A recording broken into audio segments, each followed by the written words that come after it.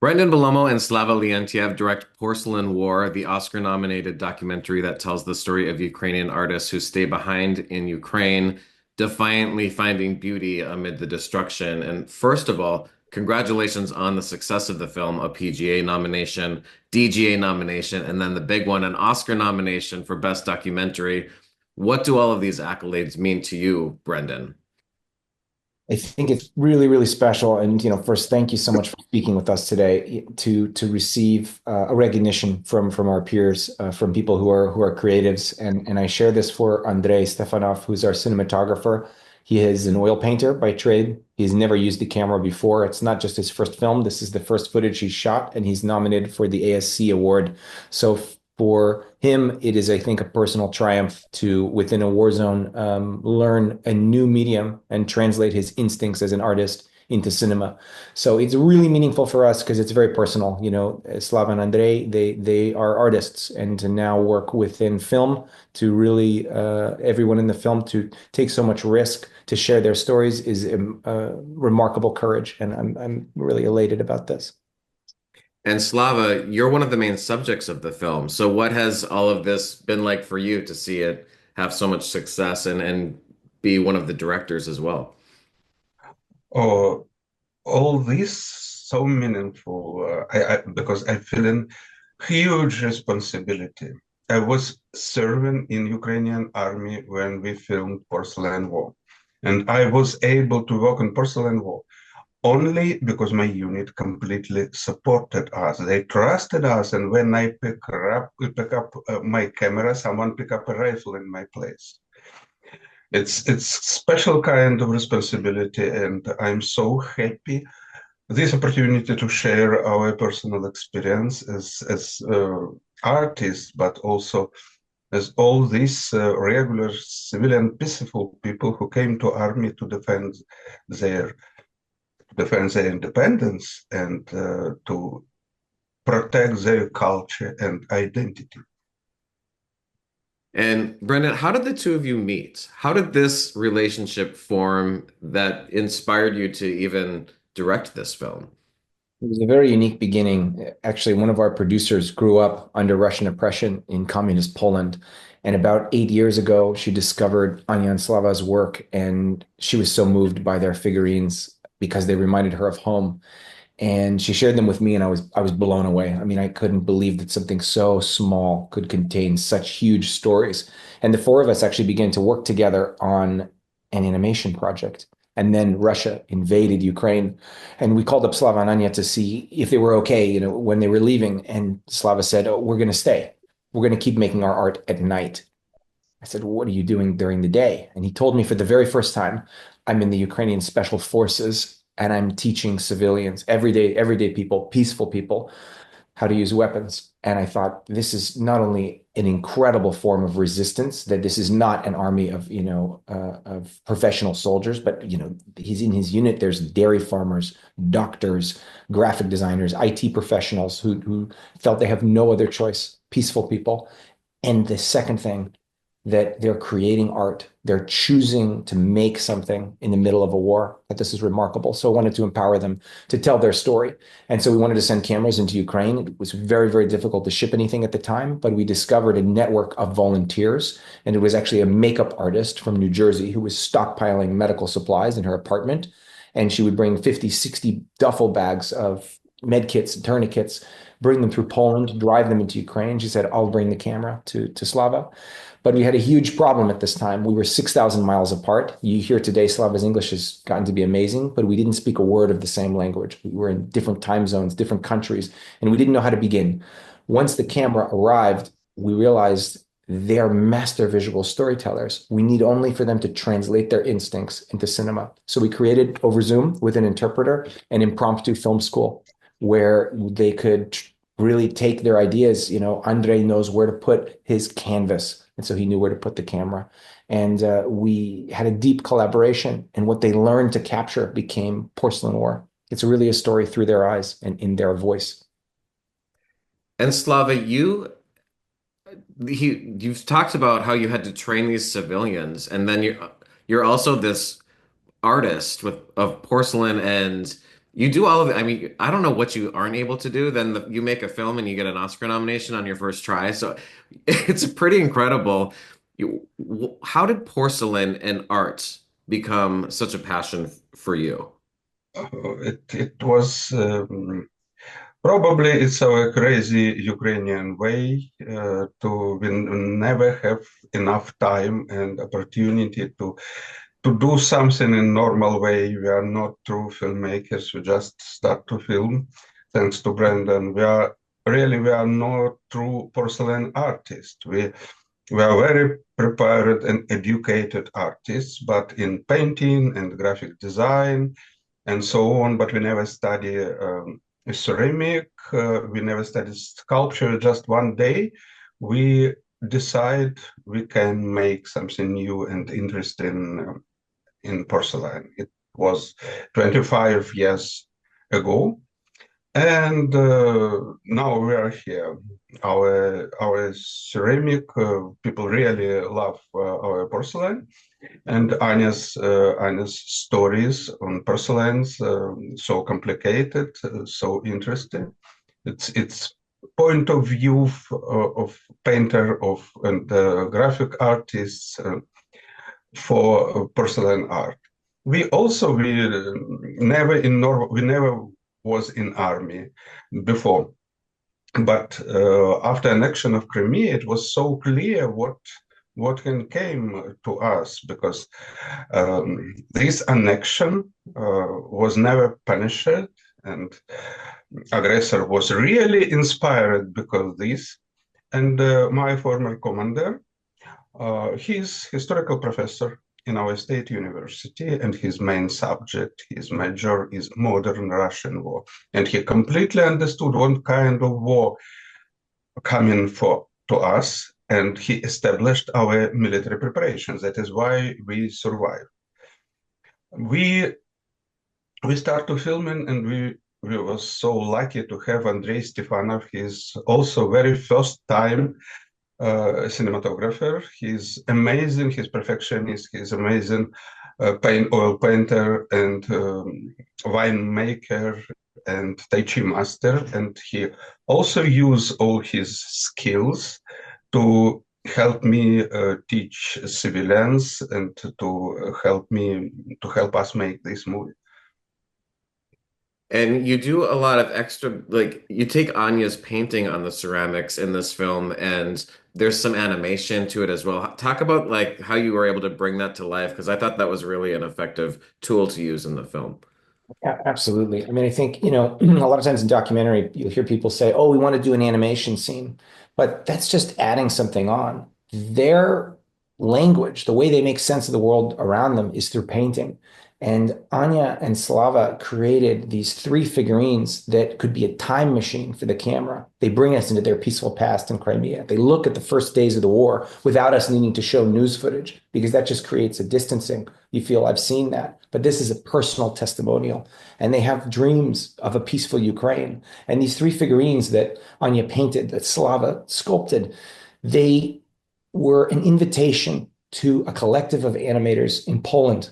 They felt such a kinship with Ukraine. They actually studied 20 years of Anya's art to be able to work in her exact style. They worked for a year animating, and they made 7,000 individual drawings that we mapped onto the surface of the figurines. We don't leave and go into a Disney animated world because Anya and Slava and Andrei, they cannot leave Ukraine. And so the animation comes to exist as the glaze itself moving on the skin of the figurines.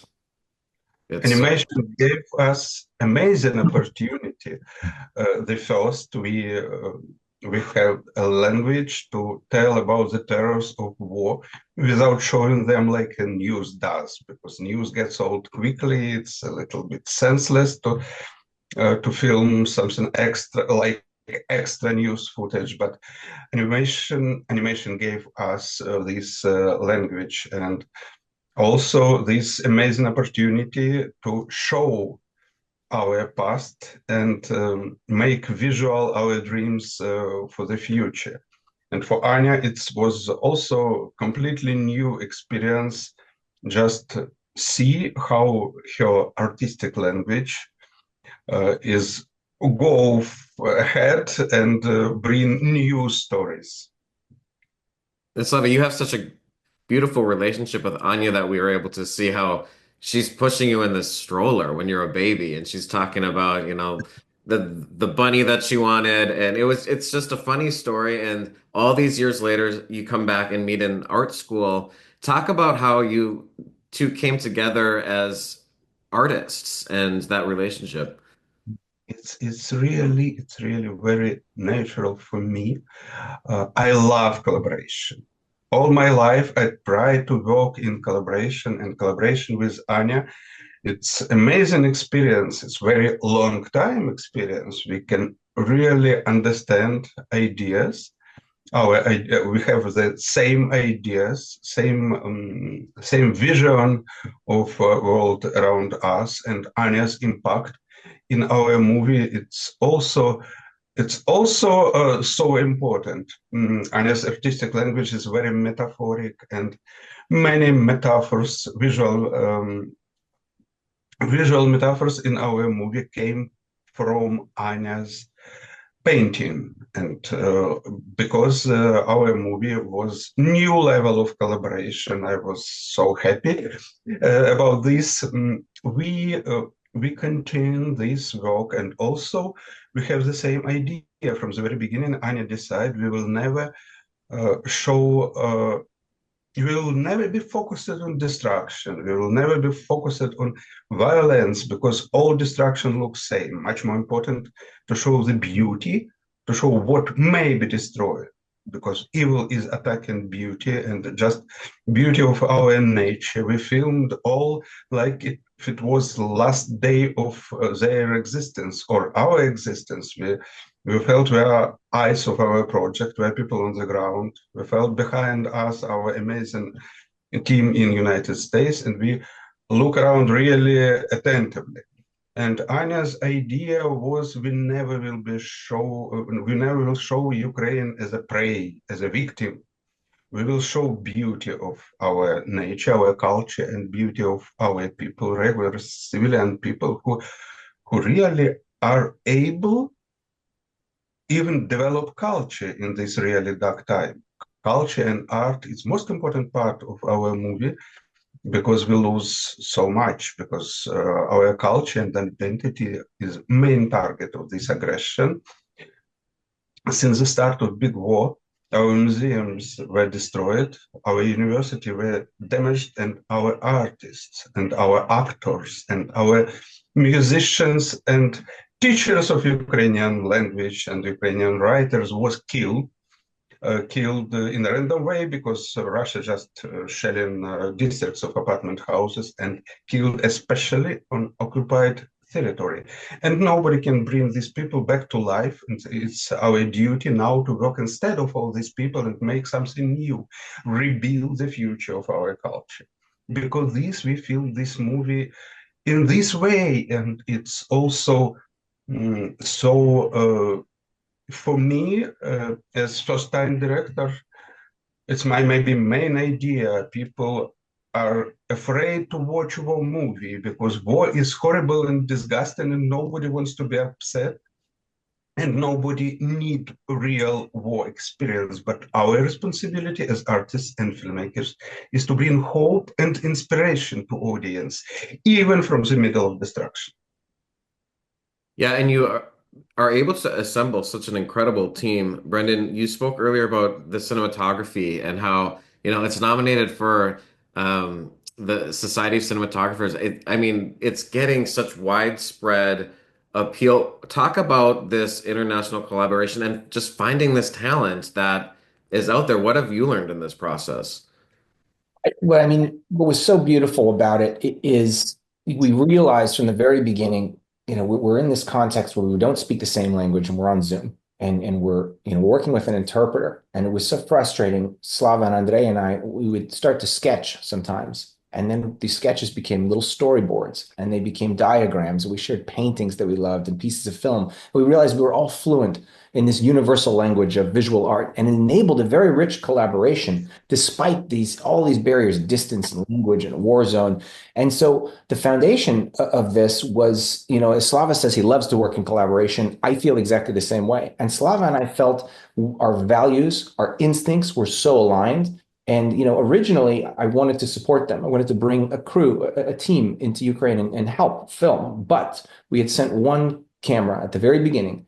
And what Slava and Andrei were filming, it was so intimate, it was so personal and visually powerful. We felt the best form of this film would be to just work at a distance, to have a deep collaboration, but to empower them to tell their own story. Because if you come with a crew and we're there and they're telling the story of how they first met, it changes it. This is almost the most pure form of verite because they're filming their own story as artists. And so what was so beautiful about this is it was people from all over the world supporting each other. We were working in Sydney, Australia, doing translation and supporting the editorial effort. We were here in this very room in Los Angeles. We were in Boulder, Colorado. Aniela and Aniela produced the film and we edited it together. She and I had never made a documentary, but we were able to work with Paula Debris-Pessman, who had made The Cove and was guiding this process. And so many people came together because they saw the beauty of Anya and Slava's work and Andrei's work. And they saw that there was this act of defiance. The opposite of war is not peace and tranquility. It is creation. It is proactively doing something to create good and enrich community and culture. And that was a magnet that drew in artists from all over the world to help. And then how do you, I mean, there's so much footage that comes in, and the struggle is continuing in that region. How do you know, okay, this is going to be the film now, we're going to stop? This was a huge challenge. There were two things that were going on. I mean, this is the largest war in Europe since World War II, the largest conflict. And we felt we had absolutely no time. We need to follow the course of their lives, but we can't film everything and then edit and then do animation and post-production. We have to do everything simultaneously. So we're getting together in the morning, we're talking, we're reviewing dailies, then we're cutting, then we're working on the animation all at the same time so that we could move quickly because this story is urgent. Democracy and freedom are affected and at risk all around the world. And because of this, what occurred was we know that we're approaching the end of filming. We know that this conflict continues. Millions of families are affected, not only in Ukraine, this war affects people all over the world. And so what ended up happening is this. We received this question, how did you know what the end of the story would be? And it comes from within their artwork.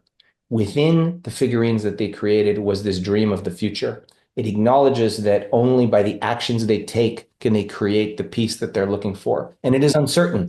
And to be able to include the audience in that, it's not putting a bow on anything. It's not saying this is done or it's going to be okay, because we don't know. We really don't know. But it's an invitation to be able to acknowledge that. And so because we were working for a year on the animations, we knew we were moving towards this final piece of the film, but it's not the final piece of Ukraine. It's just one aspect of this. Yeah. And one final question. I mean, you're going to the Academy Awards. What are you most looking forward to about that experience? And Brendan, I think you won a Student Academy Award. It's a little different. It's metal. This is a little bit different on your mantle if it happens. So what are you looking forward to the most? For us, it comes down to only one thing. This story we feel is something that people must witness. It gives you an opportunity to see something that you don't see in the news. It gives you an opportunity to recognize that the notion of a foreign conflict is a misnomer. This affects all of us. And the most amazing part of it is that they're choosing hope. They're choosing creativity. They're choosing to affirm their identity, their culture. It's a very inspiring story. I think it's unlike other war stories. And our greatest hope is just that there is more opportunity for people to see it and recognize their work as artists, as Ukrainians, and as humans. It's a humanist story at its very core. And Slava, I'll give you the final word. We bring our story not because it's story about Ukraine and Ukrainians, because it's story not about Ukraine and Ukrainians only. It's about all of us. It's a story of success, because our main message, resistance is possible. Regular people are able to defend democracy, and it's not a short front line in Ukraine. this front line between democracy and totalitarian, between culture and destruction, between art and violence. This front line going through the whole world. We can find this front line anywhere, and anywhere kind people in dark time are starting to shine. And we can, in the middle of most totalitarian countries like Iran, we can see this women protest, unbelievable. Even in totalitarian countries, we can see this front line. Even in democratic country, we can see people who try to turn to switch the way of these countries to more authoritarian lifestyle. It's not about Ukraine and Ukrainian only. It's about resilience, about culture as source of our resilience, and culture as way of our resistance. Well, it's incredible what you two have been able to put together, and congratulations on the film and best of luck at the Oscars. Thank you so much. It's an absolute pleasure to speak with you. We appreciate it.